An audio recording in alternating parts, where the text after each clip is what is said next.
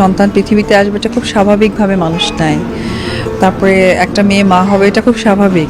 আসলে সত্যি কথা বলতে গেলে কি প্রত্যেকটা মা বা সন্তান পৃথিবীতে আসবে এটা খুব স্বাভাবিকভাবে। বাংলাদেশের ঢালিউড কুইন চিত্রনায়িকা অপু বিশ্বাস অবশেষে মুখ খুলেছেন বুবলির দ্বিতীয় সন্তানকে নিয়ে। অপু বিশ্বাস এক সাক্ষাৎকারে জানান যে বুবলি মা হবে ঠিক আছে, কিন্তু এত লুকোচুরি করার কি আছে? সে কি মা হবে না? সবাই কি জানতে পারবে না? এত নাটকের কি প্রয়োজন আছে? এই বাচ্চাটা যদি শাকিব খানের হয়েই থাকে তাহলে বুবলি কেন বলতেছে না সবার কাছে যে এটা শাকিব খানের বাচ্চা? একদম পরিষ্কার করে বললেই তো হয়ে যায়।